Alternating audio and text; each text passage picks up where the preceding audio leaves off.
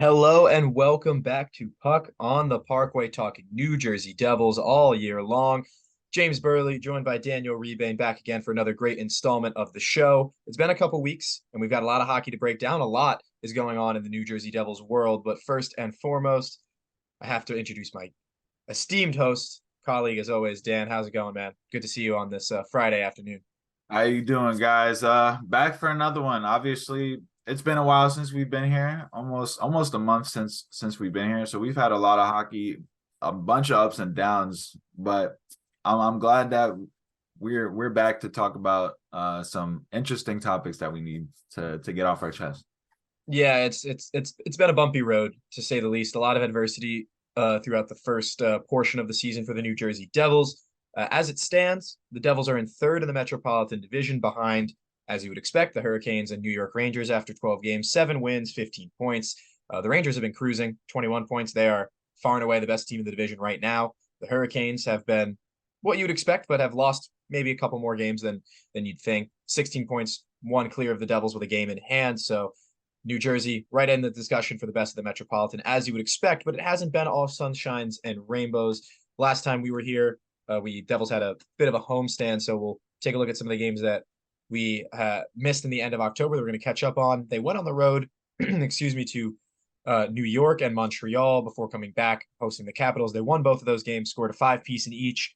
Took the Islanders took them to overtime. It was actually a really good defensive game from New York, but the Devils really did have that firepower. And once again, probably gave up one or two too many goals. And I don't want to blame everything on the goaltending because we're going to get into it all. And the team defense has been very suspect from New Jersey, but the goaltending has not been perfect either. Then hosting the Buffalo Sabres, they come away with a narrow 5-4 victory, a narrow 4-3 win over the Minnesota Wild. Then they go on the road and take care of the Wild in a back-to-back, which is such a strange opponent to be playing back-to-back. Pretty Yeah. far travels, but whatever. The NHL will do it. Then on the road, losing to the St. Louis Blues, on the road, getting a win over the Chicago Blackhawks. And then what has easily been the worst performance of the season, if you ask me, was that 6-3 loss to the Colorado Avalanche with Ross Colton getting the hit on Luke Hughes, where he exited the game, and Timo Meyer taking the cross check to the face and Ross Colton getting thrown out. That whole debacle. That wasn't even the biggest spectacle of that game because the Devils really did not defend at all in the later stretch. That was a tie game at one point. The game was there for New Jersey, and they didn't take it. Quite simple. But tracking back a little bit, Devils have been without Jack Hughes for several games now. They've been without Nico Hischier for a little bit over a week, and we expect Nico to remain out for a little while longer. Wasn't at morning skate today. They play the Capitals tonight. We won't be able to preview that game for you. So if you're listening to this, it'll be after the game, unfortunately. But Nico Hischier is expected to stay out day to day for a little while longer. Jack Hughes, we were reported, is out 3 weeks. And we talked about it for a moment before we started the show today. But how much of this last few games that hasn't really gone the Devils' way, especially that one against Colorado, and I'll go back to the St. Louis game as well. Missing Jack Hughes, missing Nico Hischier, has it been that big of an excuse for New Jersey thus far? And can they point to that as the issue? Like I guess you can kind of point to it as an excuse, like we're missing our best two players. So like maybe they don't have enough juice. Like, oh man, it's a depressing thing when you have the best player in hockey at the moment go down Yeah. injured. It's a depressing moment to see your captain get hit in the head, and now he's not, and we don't know what's up with him. So I guess like motivation, like the energy might not be there, but it's no excuse for defensively how they've been playing. Like they've been awful. I'd say we're probably lucky to be in the position we are right now. And I think that's most fans viewpoint at the moment. Like we're lucky to be in third place right now because we could easily lose some of these other games if not for other players kind of stepping up offensively without Jack in the lineup. But defensively, they need to seriously look this over and find a fix to this ASAP. Yeah, it's been an influx of new players and new roles being defined for everyone on the defensive core that isn't named Dougie Hamilton and Jonas Siegenthaler really has had to restructure their game just a tiny bit. We have seen a consistent fixture now with Brendan Smith being that sixth defenseman in the lineup. He's been often maligned by the fans and has been suspect and defensively for several games, but it's been a team issue. And for that reason, I do think that not having Nico Hischier has been a bit of a hindrance, not only because of the work he does with the puck in the offensive zone, one of the best puck possessors the Devils have, but because of the work he does defensively too. He's a Selke candidate for a reason. He's so good on both sides. But the Devils, like you said, before he was even injured, before Hughes was out, the defense wasn't that great. They really haven't looked as dominant or controlling or as dictative of play, I would say, at 5-on-5 as they were all of last year. The only team that ever looked like they could compete with the Devils at 5-on-5 was the Carolina Hurricanes, and that culminated with a playoff exit to them in 5 games.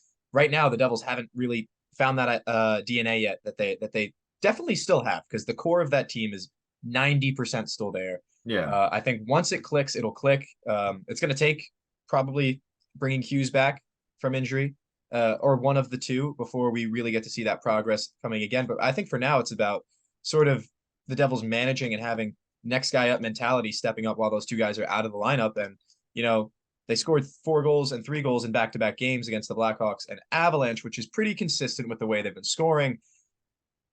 But they keep conceding too many goals.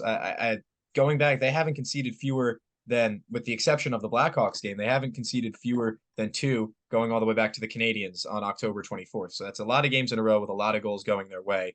That's not a recipe for success, even if you have as potent of an offense as the Devils have. Yeah, no, I mean, like if you look at the stats, we've given up the 4th most goals per game this season at That's 367. crazy. Like that, if we look at this for a whole season, like we're not going to be poised to do anything. Like we had expectations of going to the Cup final, or maybe making a conference final. But like with this type of defending and goaltending, you can lump those two together maybe. But right now, like we don't have those aspirations. If that's how this team's gonna be, they'd be lucky to win a first round playoff series. But I don't know, maybe looking at it, maybe the offense, like offensive players have to do more defensively to help out the defenders at this moment. But I don't know. Absolutely. Yeah, like what do you think about that? I think a lot of it is about meshing. Luke Hughes was so lethal on the power play, and people expected that to happen, right? But there have been times, and I'm not just picking on him, but he's one of the new guys, so it just serves as a good example, where I've questioned his positioning, I've questioned his decision making, his locations for stretch passes out of the zone, which is, all of these are his skills of his, actually. He's incredibly good recognition based defender. He's incredibly good on the blue line holding the puck. He's incredibly good stretching the puck out of the zone. But it's about fine tuning those moments, about when to make hockey plays. And sometimes he gets caught. He gets caught several times already in the playoffs last year on changes, and now a couple times this year. Michael Batista, our colleague for the New York Red Bulls, kind of pointed out something that was fairly critical of Luke Hughes, in that in the moment where he was hit by Ross Colton, he's kind of nonchalantly going towards the puck. It's a disgusting hit, by the way, and was absolutely targeting him, and deservedly so got a penalty. But that is a pretty good point to be made about an NHL defender. If you're not putting in full urgency to go corral the puck, you're leaving yourself vulnerable to big hits like that. And that's becoming a trend for the Devils now, is they take a lot of hits. They get targeted. They're a fast, young team with a lot of skillful players. And that kind of invites that sort of pressure. And there's been these ongoing discussions now of the Devils bringing in a Ryan Reeves type to just police that sort of behavior. And I think that would be very detrimental to the identity of the team and the scope of the way they want to play. But there is something to be said about, I don't want to say the Devils are soft, but there is an element of them needing to step up and be more physical in order to compete. But I'm not saying that they should abandon any principles of play at all, because we saw how that hurt them in the playoffs against the Rangers in games 1 and 2. So I think that it's about meshing. That's where it lies. It's about guys getting more comfortable in their systems, more comfortable with their roles. And if that means shifting guys like John Marino around between left-handed defensive partners and figuring out what works better, that those are the decisions you got to make. If it means bringing Brendan Smith out of the lineup, well, then Lindy Ruff, you got to do it, because we've been waiting, and I can't believe that hasn't happened. There's been some suspect lineup decisions. Most recently, Alex Holtz might be kept out of the lineup tonight That's for Max crazy. Willman.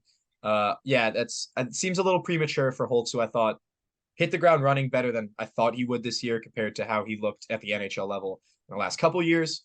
So there are some questions to be asked of Lindy Ruff right now, for sure.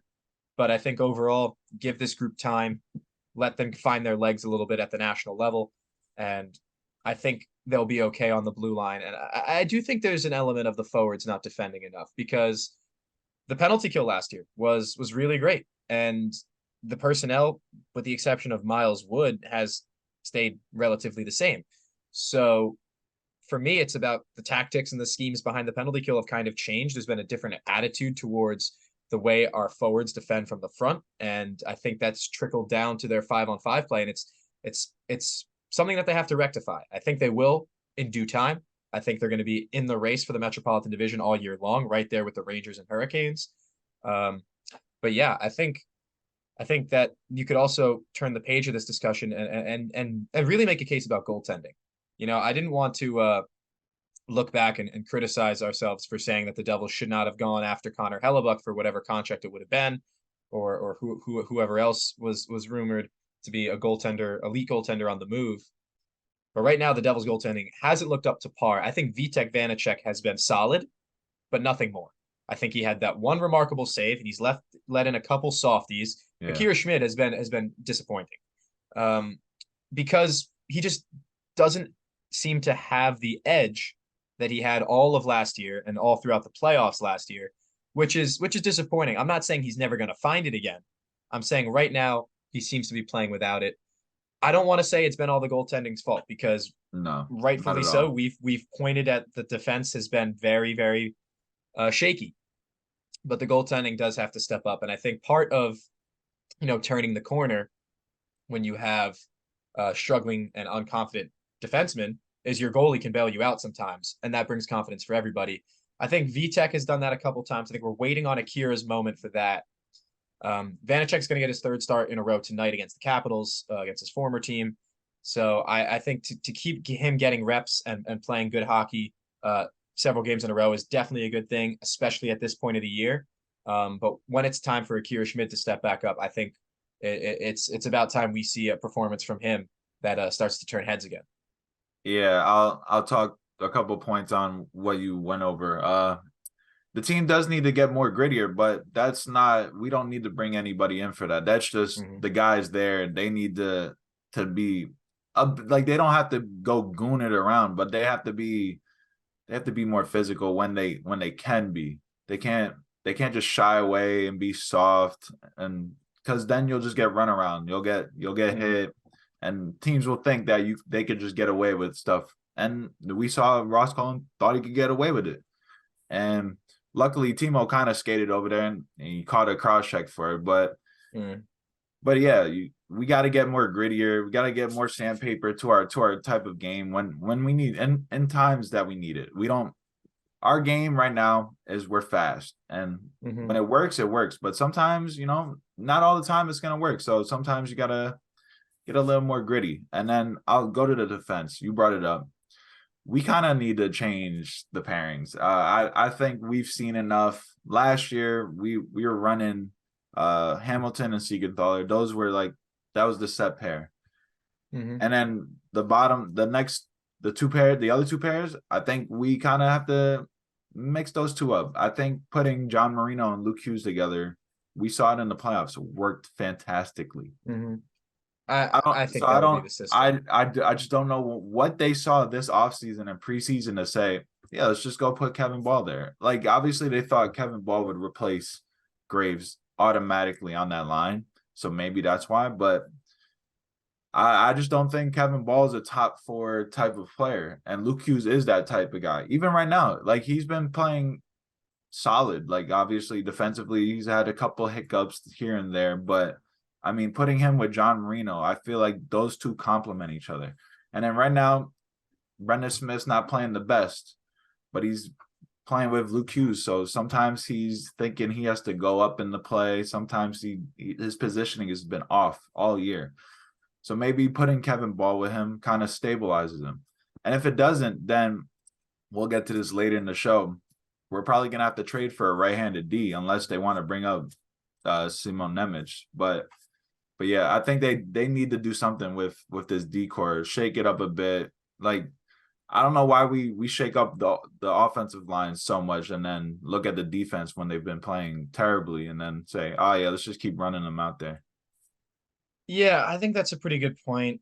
I mean, you'll often hear coaches want to reflect stability with their defensive pairings, which is why so many teams have a clear 1 and 2 top pairing, and when that's a good system. But if things aren't working, as they kind of aren't with the bottom four, I would say for the Devils, it's time to move things around. I think Colin Miller was the expectation for me, at least, to be penciled into the lineup for opening day, because there'd be if for no other reason than having 3 right-handed defensemen and 3 left-handed defensemen. For another reason, I simply think he's a better defenseman than Brendan Smith. Yeah. Unfortunately, he wasn't drawn into the lineup at the beginning of the year, and I think 3 or 4 games in got injured in practice and has since been sidelined. So that's really unfortunate for Colin Miller, but that does potentially open the door for the Devils to maybe look for another right-handed defenseman, a right shot guy who can play third pairing minutes, second pairing minutes would be a big, big boost to this team right now. But I always thought that Colin Miller was capable of that, not only based on his previous time with Dallas and Vegas, but because I thought he was brought in specifically to address that issue, to Yeah. be the stopgap before Seaman Nemec, who, by the way, I would love to see called up into the NHL at one point this year, and I think it will happen. I just don't know when, and I think it might have to take a bit more of an injury crisis for Lindy Ruff to go that route. So the way I look at it right now, it seems that yes, there's adversity, yes, there's injuries, but there's solutions that are in front of Tom Fitzgerald and Lindy Ruff. And I think that they're going to end up making these decisions. I think one of those like that is Max Willman over Alex Holtz. I think that one's going to be a bit unpopular, but we'll see how it goes tonight. Willman did get a goal in his first NHL appearance of the season on the road. It was actually a pretty good goal too. I'll give him credit for Yeah, it that was on the good. short on the shorty. It was a shorty, right? Yeah, yeah, No, it was. No, it wasn't, but it was on no. the It it was was just on a a breakaway. breakaway. I don't know why I thought he was. I figured he'd be out for a penalty kill. Anyway, the point being, look, I don't want to re wheel this conversation back to goaltending, but I think my this could you can even label this as a bold prediction. If you have one massive shutout performance, bless you, if you have one massive goaltending performance, that could be enough to just turn the defense's confidence mindset around. It's that sort of symbiotic relationship that so many teams really rely on to not only boost just the morale, but just keep them in games. Your goaltending can win you games. You can steal games. VTech has done that to a degree this year, but I think in order to really turn the tide, one big goaltending performance, one heroic goaltending performance over 60 minutes, I think could really do wonders for every player on the Devils, injured, healthy, coaching staff. I would love to see one of those things just be a great morale booster for the entire team. Um, do I think that's going to happen? Yeah, I do. I do at one point think that Akira Schmid will stand on his head and Vitek Vanacek will stand on his head several times. And I don't know if a shutout is around the corner. They might have to work up to that, but Yeah. I do think that there's going to be a big, big change over the next couple of weeks in terms of how this Devils team plays, because they're certainly addressing the defense now. It's become abundantly clear, and everybody's talking about it, it seems, because Paul Bissonnette made it very clear on NHL on TNT that he thought, and I'll use his words, the quote unquote Kool-Aid he was drinking all summer from the Devils fans who were hyping up the team, and rightfully so. It was a terrific offseason effort, or a terrific season for the Devils. And he was saying, I don't believe in this team anymore. I'm not buying it. They'd be 500 if not for their fantastic power play, which is certainly fantastic, as high as 42%. Right now, that's 7% higher than the New York Rangers, or sorry, 6% higher than the New York Rangers, who are in second. Of course they are. But the point being, the Devils' power play is magnificent. It is. I've never seen the Devils have a power play this good. It's Nah, this is actually crazy. it's a work of art. It really This is, is because crazy. you know when once they have a man advantage, they're going to move the puck in ways that it's just not defendable, It was the and then they're going to Islanders get good looks game. in front of goal. It was the The yeah, Islanders. that opened everything up. Four power play goals. Like I like when I was watching that game, I was like, this might be the year the Devils have It's one of the best power yeah, plays in the league. it's a well-oiled machine, and that's crazy thinking back to a couple years when the We players are on the first awful. power play, the players on the first power play unit more or less the same. You take in a Timo Meyer, you swap Dougie Hamilton for Luke Hughes.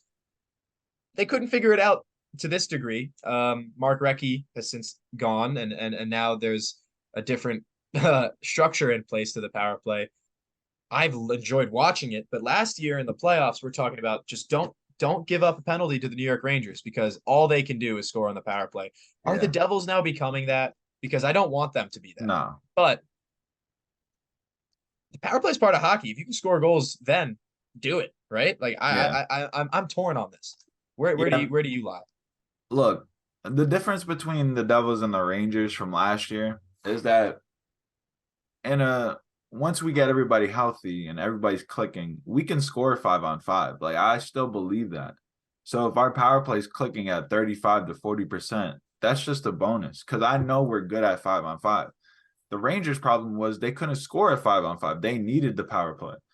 Obviously, right now we're clinging to that to a bit, but early season struggles those happen. If this lasts for a whole season, then I'll be worried. Like if our power play is clicking at 40%, we can't score on 5-on-5, then yes, we have a problem. But if we're looking at this with an extended view, I think 5-on-5 will be back clicking. So I don't think this is a problem. Yeah, I think we're still playing a little bit of a waiting game. 12 games into the year, it's a bit early. These issues sometimes rectify themselves, but it's going to be difficult to do that when your star player, perhaps the best player in the National Hockey League, is out for 3 weeks. It's been ruled a right shoulder issue. It could have been more serious. Yeah, that sucks. Kevin Weeks confirming that Jack is quote unquote itching to get back out there, and it's only going to be about 3 weeks. That is good news to me. I was relieved to hear that it wasn't going to be as long, but he is the odds-on favorite, or at least was prior to the injury. 20 points in, was it 9 games? Uh, clearly head and shoulders above the rest in points, and also in the Hart Trophy race. I don't know if he's going to have a chance to win that now that when he comes back, or if his point totals are going to be diminished by missing out 3 weeks of the season. But his return, if the Devils can maybe get things to click before he comes back, just imagine what they could do when he's back. I think the Devils have a pretty big opportunity. Guys like Dawson Mercer, who did score in the first game without Jack Hughes, Still finally only has scored. 1 point, by the way. Still only has the 1 point, which is disappointing. If a guy like him can step up in top 6 minutes without Hischier, without Hughes, that's huge for his confidence down the line too, and it's huge for the team because they're going to get that high end scoring, and then they're going to not only get that with Mercer, but with Hughes and Hischier when they come back, they're going to add high end scoring to high end scoring, and that's how you get a top 9, which was what Tom Fitzgerald always said was his vision for the year. Yeah. I do think that once Jack Hughes come back, he's going to do Jack Hughes things. It's going to be like he didn't miss any time, knock on wood, but that's 3 weeks without him. They're going to have to figure things out. And while they looked solid against the Blackhawks, it still was the Chicago Blackhawks. And I really wasn't, I can't wheel away from that game and think, yeah, this is the Devils team that can compete without Jack Hughes. I'd be more willing to do that from the Devils Wild game on the road. But even then, it wasn't perfect. We've yet to see a 60-minute performance yet from the Devils. And you hope that tonight, division rival at home, with the sour taste of a 6-3, a sour taste of a 6-3 defeat to the Avalanche still in your mouth, and then you got a vulnerable Washington Capitals team in front of you. You should really want to put the hurting on them. And again, if you're listening to this, it'll be after the game is over. But I think this is a massive, massive opportunity for the Devils to get back on track tonight, not only because it's home and against a division rival, but yeah, you mentioned it. Caps, they're hurting. Yeah, and don't forget we lost to them. What was it, 6-4? Like 6-4 2 weeks ago at home. Yep. So that was brutal. So that was bad. They need to get some revenge. First game back off a road trip. The boys should be buzzing to get out there in front of the home crowd. I'm expecting a win. So that's the minimum for me. So get out there, get a win. And I mean, we need Jack back. We need Nico back too. Like that sucks for him too, because we don't know what the timeline of it is with him is because he got hit in the head, and I'm guessing he has a concussion, and so we don't know how long it's going to be for him. It's going to be once he feels good to go, he'll be back. But yeah, that sucks to lose your top 2 centers. Like nobody can come back from that. Yeah, especially when it's not just the top two centers. Let's be real. It's the 2017 and 2019 first overall picks. Yeah. There's two big players.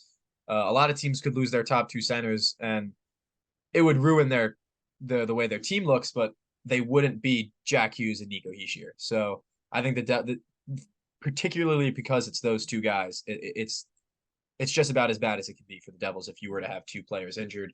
Um, I think look that's a pretty good baseline of stuff. I think we've kind of agreed now, you know, if they can get things to click, which we expect is imminent, they should be rising above the top of this division, or at least on par with it.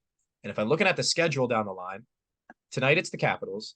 Then they go to Winnipeg and Pittsburgh for a little easy, not too far, couple hour flight road trip. Penguins, division rival, who are supposed to be back in the playoff mix this year. Rangers, that next weekend. Not only your biggest division rival, but the best team in the division right now. Then the following week, you've got the Blue Jackets, Islanders, and Flyers, all in the same week. You've got to start winning games now, and you got to start putting together those 60-minute performances because these are the teams you're going to be playing all season long. These 2 points on the line all throughout the next week are crucial. I think that if they can get it, like I said, tonight, started off with a good win over the Washington Capitals, a good 60-minute performance, even if it's not a blowout, even if it's close game.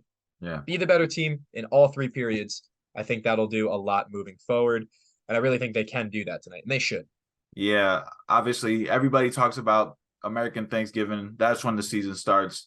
So if we can get a bunch of wins heading into that, you add Jack Hughes back, you hopefully add Nico Hischier back, then we'll be back on the train. We'll be humming along again. But if you're steadiling along, only getting a couple wins, losing here and there, then we'll be concerned. But if our expectation is to make a good run in the playoffs, we need a good run right here. This is where it starts. Back home against division opponents.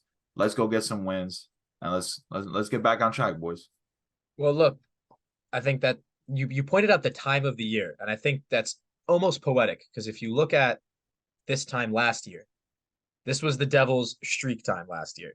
This is when they went on that massive run of road games, of the Western Canadian road trip, of just about they won 18 of 19 in a row and 13 in a row. And then that game against the Maple Leafs where that was might have been the craziest NHL game I've ever seen live. That was when Oh, I you were really there knew. for that? I was there. I was covering that game, and that was when I really knew this season's gonna be special. It's the Devils aren't just gonna be good. The Devils are feisty, man. The fans are feeling it. Yeah, you shouldn't throw stuff on the ice, but the refs probably should have at least allowed one of those three Yeah, disallowed right. goals. So, what are you gonna do? I was there the game before for the Oilers game. So Oh, where they came back and scored the two late goals. so I saw number 13. So Wow, I saw you saw lucky 13, and I saw unlucky 14. That's all right. That was actually the Wednesday before Thanksgiving, I think, or maybe the Tuesday before Thanksgiving. It was right around that time. Yeah. And yeah, this is when things heat up. Yeah. Right after that, the Devils could have crumbled, but they won 6 games in a row after that. And then they went through a bit of a rough patch in December with those injuries. But then they came out of the new year with that big overtime win, Damon Severson scoring against the Rangers. And that was enough of fuel to push them on a run into the second half of the season. And they really solidified themselves. It was really the Devils and Hurricanes division and then everyone else. Yeah. The Rangers were right there with them, but there was a clear gap in quality between the Devils and Hurricanes and then everyone else. Yeah. Unfortunately, it didn't go their way in the second round of the playoffs, but I think they confirmed that all throughout last year. And by keeping most of the same players and arguably strengthening the team, they still belong in that category. They haven't quite looked like that yet. Yeah. But I still very much hold them in that regard. And I think Devils fans being as critical as they have this season kind of shows the standard is shifted. It's much higher now. And that's a good thing. Yeah. So with that in mind, let's take a look at what's going on around the league, so to speak, because the Devils could be in the market for some moves, something to help the team out. We've kind of identified right shot defenseman as a potential place for improvement. I would say goaltender as well, not only because it's been uncertain to this point. I think that's fair to say, but because Akira Schmid could still very much taxi between the Utica Comets and the New Jersey Devils, and that wouldn't be much of an issue. He's used to it, and bringing in a second goaltender to play ideally behind Vitek Vanacek or supplemental to Vitek Vanacek is in the cards. And we identified it as long as it's not a Ryan Reeves type, a goon who actually knows how to play hockey. Bottom six power forward, I wouldn't hate the Devils bringing in someone of that caliber. So I'm going to throw this over to you, Dan. If there was a goaltender or a right shot defenseman, who's a realistic choice for the Devils? Who should they look at to shoulder those bottom D pairing minutes and potentially bring in a new goaltender? Yeah, so I've been looking at this for about a month, and I'm like, I already kind of saw the writing on the wall that they're probably going to be running Brendan Smith out there for a long period of time, and I'm like, there's no way we could do this because this isn't going to last very good. So I've been looking, and actually, the funny thing is, James Nichols and Ryan Novozinski actually brought my idea up, and that's with Calgary, because one, they've been in turmoil. They stink at the moment for whatever reason. Like, their team is pretty good. They just can't win games. They've just been playing bad. So I remember like a month ago, I brought this up. I actually tweeted it out. I was looking at like right-handed shots or who could play on the right side. They could be left-handed, they could play on the right side. We also have Luke who could also play on the right side. So I was looking at like unrestricted free agents coming up this next offseason. And the funny thing is, Calgary's got a bunch of them. One, if you wanted to go high end, obviously this is probably out of our price range, but the high end, very high end, you can go get Noah Hannafin.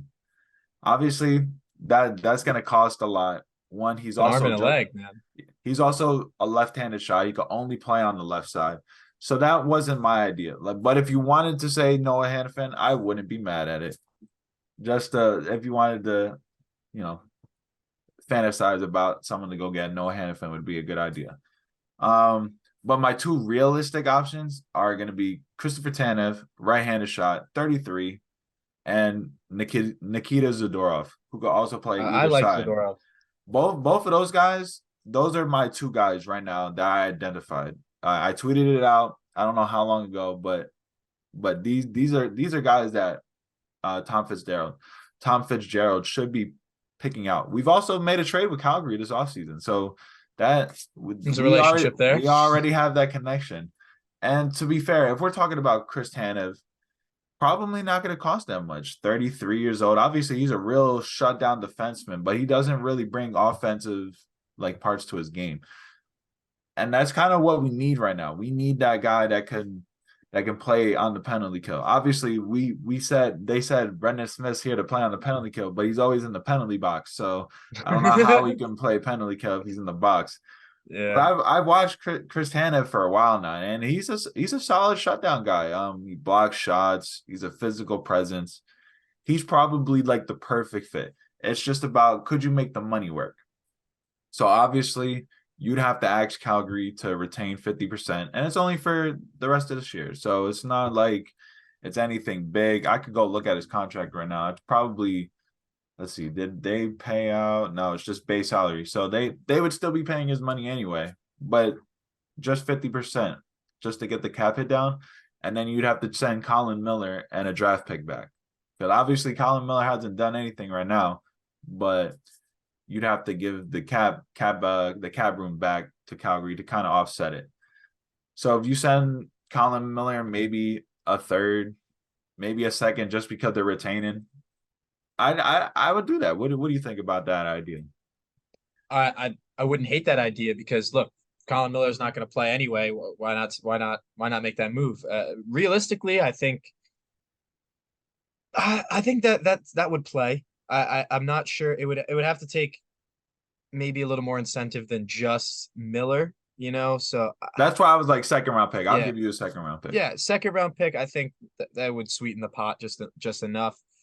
I think that there's value in being patient on making a move for a defenseman right now because look, if Colin Miller comes back and plays well enough, then you save yourself time that way. And I do think they should be patient in that regard because like we both agreed, the results are going to turn around. The team should be playing a much better brand of hockey than they are, and we expect them to do that even without a change. So I'd say be patient on a big move of someone that you're going to plug and play right into the lineup. Definitely wait on that, but I would be a fan of that move if 10, 15 games from now we're still talking about the same issues, just talking about the same players who can't. It's not about even them being drawn into the lineup every game. It's that no one else is good enough to draw them out. So I think that's kind of where the Devils are at right now with Brendan Smith and with just defense in general. I would put a pin in it, but I would definitely support a move of that nature for sure down the line. And I want to make the same case for goaltending. While I do think that there is room to be improved in goaltending, absolutely. But like I said just a few minutes ago, if one or two performances in a row from your goaltender could just change everything. So I think you should definitely be patient with Schmid, especially patient with Schmid, but keep playing Vanacek if he's got the hot hand, and that's why he's starting tonight. Although I do think there could be real value in bringing in a goaltender with a bit more experience, bit more of a track record of being stable at the NHL level than Akira Schmid has. Is there anybody in mind that fits that description? Yeah, obviously, if we're going the path that we're going right now, Vanacek's probably playing most of the games. It's probably in their best interest to send Schmidt down. Obviously, he's waiver exempt, so he can go straight through and say, "Yo, go get those games. Go play every day." That would probably help him out. So if we're looking at goalie, obviously it's kind of hard just to say let's go trade for a goalie because Mm-hmm. you're looking at teams. Teams really only have two goalies. Not many teams have an extra third one.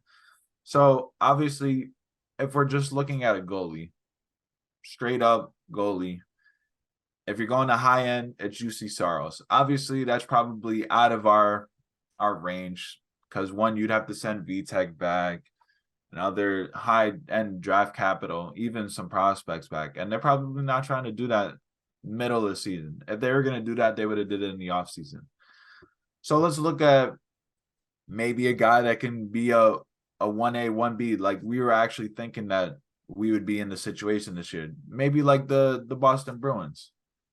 So I went over to Arizona, and this idea has been floated around a lot. And it's Karel Vejmelka. Vejmelka's been a great goalie for Arizona this year. Even the last year or two, he's been solid. He's put up some good numbers, especially on a bad Arizona team last year. Obviously, they've been playing better this year, but They were impressive in there's their game at the Prudential Center. oh, definitely. But they're still rebuilding. Obviously Vejmelka's not gonna be the guy once they hit their stride. But Yeah, maybe I don't know if you can get something like give them something that they would want. That's probably the guy to go get. I don't know. What do you think about that? I I I was suspecting that the name Vamelka was going to come up, not because I think he's um the answer for the Devils, but because he's one of those goaltenders who's been consistently good in front of a bad team now for a few years, and the league is only really starting to take notice of that.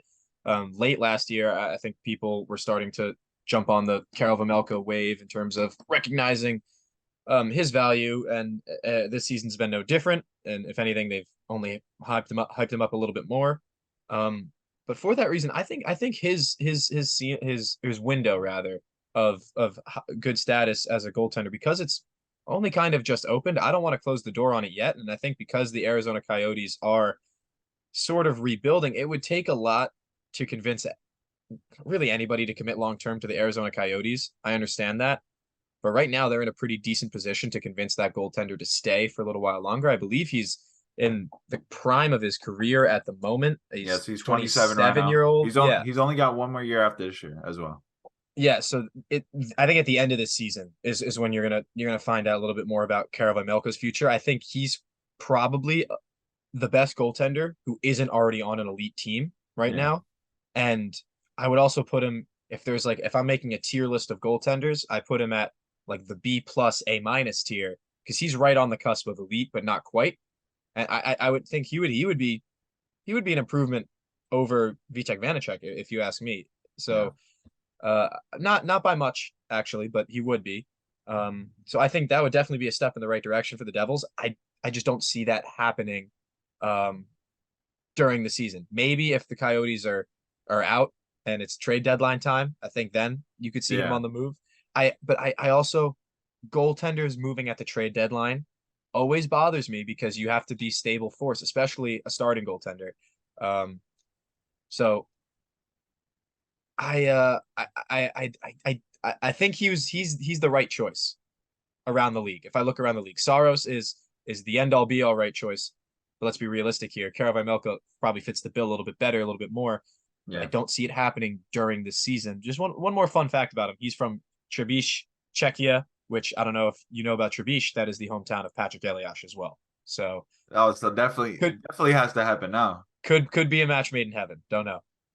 Yeah, so obviously it's hard looking at goalies. Not there's not many that would be available unless they're on a really bad team, in which Yeah. they're probably bad. But I don't know. Well, this topic will come up later in the year. We'll have a better viewpoint of who's available, who's actually playing good that's available, and we'll probably have a better judgment then. But yeah, of the goalies should probably be Vimelka, defenseman again, Zadorov and Tanev. Like I think those would be like the perfect, like if we're looking at perfect trade matches for the Devils, it'd probably be those Mhm. trades.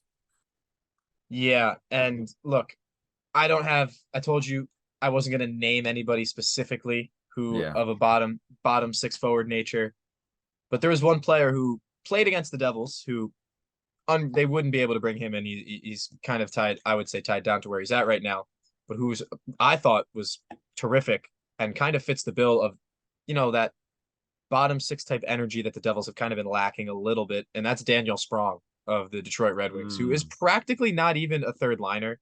If you look at that roster, he's a better player than Austin Sarnik on that second line on the right wing. But I think having a guy like him with his not only his speed but his scoring ability, uh, one timers, really good in the corners, really good in tight areas, I think would unlock the potential of speed skaters like Mercer and playmakers like Andre Palat, honestly, to, like I said before, turn that third line from a bottom six into a top nine. So I think the Devils have kind of they've missed the mark in that goal of theirs so far. And I'm not saying they have to go get a Daniel Sprong type to figure that out, but yeah. it would certainly help. I think that's it's sort of about for a forward for the Devils, it's not necessarily about going out and buying 20 goals and buying 20 assists or buying 50 points. It's more about finding the piece of the puzzle that's missing. You've got Yeah. Palat, who's a playmaker. You've got Mercer, who can skate and dig in the corners and be one of your best forecheckers. Do you have someone on that line to get into the right areas and shoot the puck? It remains to be seen. Eric Hall has been that a couple times here and there, but he's had to move between the lines, so it's not been that much stability, and you can blame injuries for some of that. But yeah, I think it's going to be a little while before we see the Devils make any of these sorts of moves, and I think that's for a good for the better, because we should wait it out a little while longer. And if the Devils mesh and they gel really quickly over the next few games, some of these divisional games they got coming up, I like their odds moving forward for the rest of the year. So that's where I'm going to leave it in terms of the team we've got currently. Yeah. As for some youngsters coming up in the pipeline, I know that's more your forte, Dan. Is there anybody today you want to talk about the New Jersey Devils prospect pool? Yeah, obviously we haven't been here for a month, so I have a couple guys that I actually want to talk about. Obviously the first guy we know about, and he's probably our best guy that isn't in the system yet, that's still in college, junior, or whatever, and that's Seamus Casey. I mean, this kid is something different, man. Like when you watch him from Michigan, it's basically he's doing what Luke was doing, but he's a righty. Right now, I mean, right now he's got 15 points, 11 assists. I think he leads. I don't know if I got the stat right, but I think he has the most points as a defenseman in college right now, or it's the most assists. It's one of the two. But I mean, this kid is nice. There was a lot of chatter about, hey, should we put him as a forward? And I'm like, no, don't do that. He's been excelling as a defenseman for a Michigan team that's still a top 10 team in the country. Obviously, they've lost a lot of different talent over the past 2 years. But man, I can't wait till this kid comes to Jersey, man, because he's something special. The whole let's make him a forward thing, like just you probably say the same thing about Eric Carlson. Like it just doesn't make sense. It doesn't work. He scores points as a defenseman because he's a defenseman. All Yeah. right. Just to get that out of the way, because I did hear that. It's so silly. You just watch hockey, please. Seamus Casey really is. It has that flair that Luke Hughes has, and we knew he had it. We Yeah. just didn't know that if without Luke, could he step up and just be that guy on his own? And what do you know? A lot of people thought he would, and he has. So he's hit the ground running as you would expect. It's been very exciting. Like there's still more guys coming. We're talking about the defensive core for the Devils right now, and we're like, do they bring up Seaman Nemec? And they still got more guys in the pipeline, man. They got Seamus Casey waiting in the wings. Yeah. We got it's a litany of riches. It's a luxury to have the players that the Devils have, and to have the players that they don't have yet. You know, so yeah, Seamus Casey is a friendly reminder of that, and he's been electric, and he will Yeah. continue to be electric. He's on pace for 50 points this year, which is that's Crazy. crazy for a defenseman. So on to a guy that's actually in our system right now and who actually gets a lot of hate. And obviously we know why, because he was a first round pick and he hasn't really lived up to his potential or where he was picked. And that's Chase Stillman. I mean, so far, so good. And Utica, he's got 3 goals, 2 assists for 5 points in 8 games. And I've always been of the mindset that he's the type of player that once he gets to the pro game, his game will evolve more than it did at junior. He'll pull up more points than he did at junior. Because if you're looking at what he wants to be, he wants to be that physical type of player. If it was 2 years in the future right now, he'd be that guy that we put in the bottom 6, and he's that power forward we'd be looking for.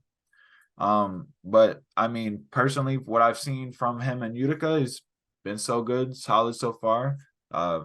If we're looking on projections, he's on pace for 27 goals in 72 games, 45 points. For a first full season in the pros, that's solid for me. Pretty good. What do you think of Chase Stillman? I'm glad you identified like the role he plays, and that he could come in and be that power forward type guy, because he's more than that, right? Like his game is more than that. But at the NHL level, I see like a sort of Michael McLeod type departure from the game he knows, and can really adapt to that style. But like you mentioned, he's already been a little bit more adept to that style of play prior. So I think that's a really good point. I don't want to say that he's been a disappointment because of being a first round pick. I'm He came just at the end of saying that first round. what No, his no, no, no. perspective is. Yes. I understand, and Yeah. I'm saying I disagree with that Oh, perspective. I I'm do not saying too. I'm Yeah. not. Yeah, He's I'm still not saying 20. you do. Oh, absolutely. He's barely older than me. So Yeah. this guy is quite frankly, he's got a great future ahead of him. It's really tough to look at the New Jersey Devils roster and see a point where he breaks in though, because and it doesn't have to be now. But even down the line, because of how many players the Devils have in that role around his age, it's going to be about a matter of stepping up in a big way at Utica for a guy Yeah. like Chase Stillman, and I think he's certainly capable of that. And look, time will tell. As for the way he can impact the team in that third line, fourth line type of role, I think it's about time that someone steps up and earns that spot, because right now it's been a few different guys, 5 or 6 really, that have been floated around in sort of the uncertainty areas in that bottom 6 that no, it hasn't clicked yet. It's someone's job to take, and at a certain point that's going to mean bringing guys in from Utica to test the waters, and that's only if they don't figure things out sooner rather than later, but I think they will. And I think, look, he's grew up his whole life in Peterborough, and I think he even played time with the Peterborough Petes too. So Yep, he was traded there. That's where he was yeah, recently. yeah. So I like the loyalty. All right, I'm saying that's the sort of mentality, character that we appreciate in New Jersey, and it's the same sort of thing where he's different from other guys in the prospect pool that we've sort of started to value. It's why the Devils were so adamant towards getting Timo Meier at the deadline, because he represents a different type of player. Yep. I think that's Tom Fitzgerald's little imprint on the team that some other general managers in the past, a la Ray Shero, haven't really addressed. So I think Stillman is one to keep your eye on because of that reason, and that gives him a little bit of an edge over the guys around him. But like we said, there's so many guys in that conversation. It's going to be tough for him to break into the team. But I think he's I would put him higher on that list than some others for sure. Yeah, and definitely. And obviously, if we're projecting in the future, obviously we're thinking that he's going to be third line guy. But if he keeps progressing the way he does, injuries come around, he could easily go up into the The top opportunities six. will be there. He will easily be able to go up there and play with a guy like Jack Hughes. And even on the power play, if he develops as that guy in front of the net, he could be that guy. Because that was one of the things he was talking about down in Utica. He's been working on tipping pucks in front of the net, doing all this dirty work. He's trying to be like Kevin Dineen, and Kevin Dineen was a great player when he was in the NHL, and that's who he's trying to model his game after. I like this kid. I really do hope he develops into that, because that'd be a great addition to the team. A guy that can throw his body around and score. Like, obviously he's not big as Tom Wilson, but if he can be a Tom Wilson type player and then have the skill to back it up, that's exactly what we need. And then one last player we'll touch on about, but he's actually not signed by the Devils. Doesn't have an NHL contract, but he's tearing it up in Utica right now, and that's Xavier Perron. And the funny thing is about him, he's always been overlooked. His last year in the Q, he put up 106 points in 21-22, and then came out of junior, didn't get looked at, said I'll sign a 2-year deal with an AHL team. And he has an AHL deal right now. Last year he was up and down between Adirondack, the ECHL, and Utica, and looked pretty good in the ECHL. He put up 51 points in 50 games, and Utica's like, okay, maybe we got something.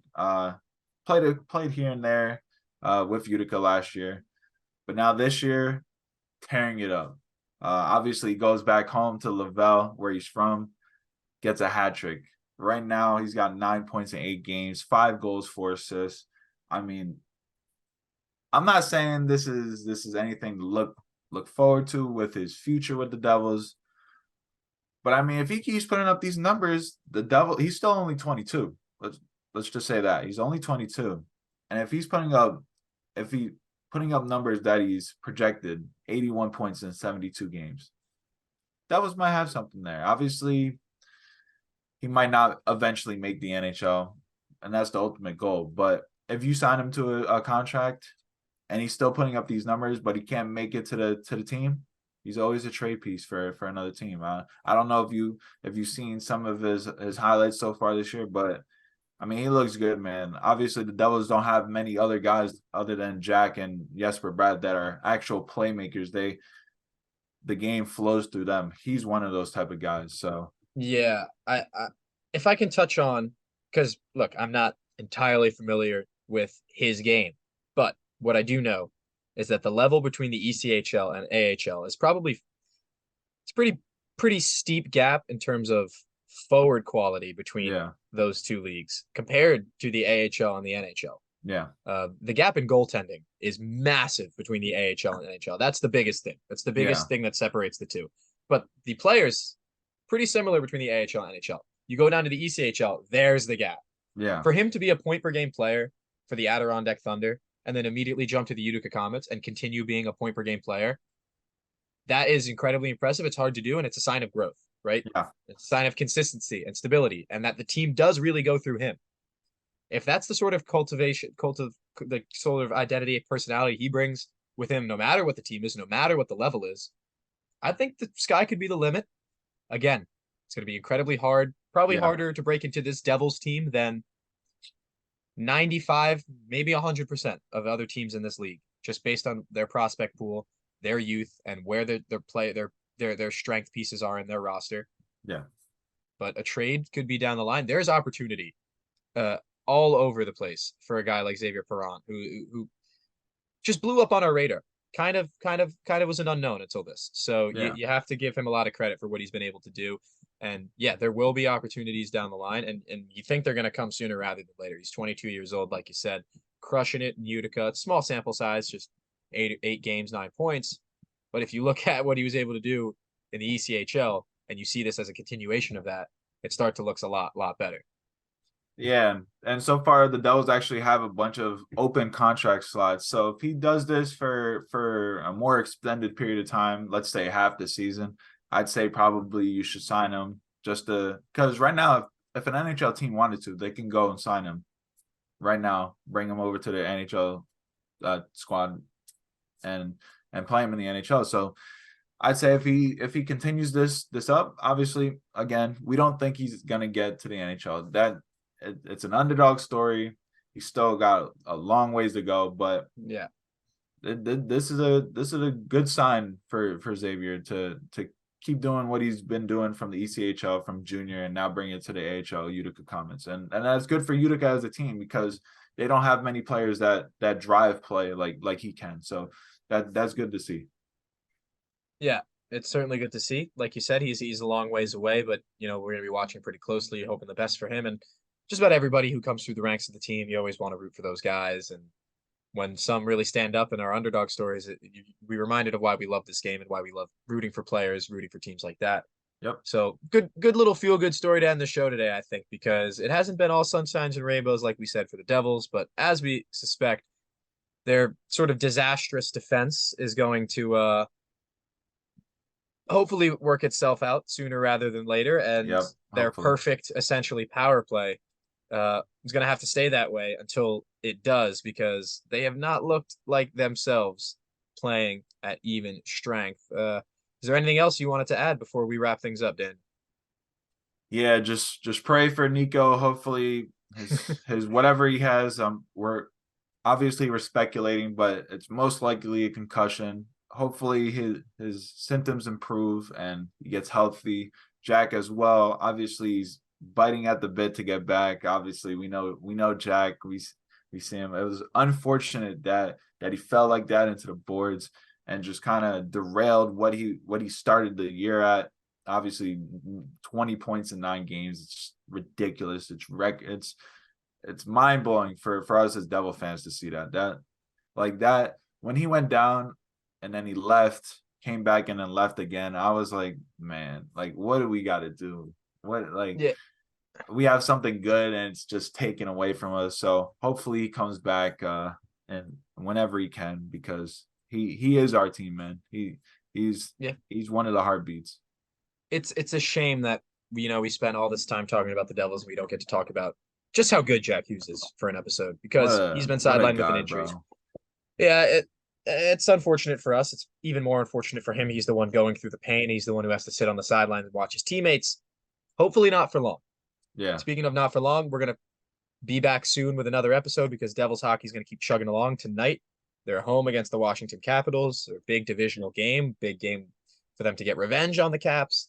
But that is all the time we have on Puck on the Parkway today. Thank you guys for joining us, listening, talking Devils hockey all season long. We'll be back soon with some more Devils hockey to chop up. But for now, for Daniel Rebane, for James Burley, thank you guys for listening, saying so long from the Garden State.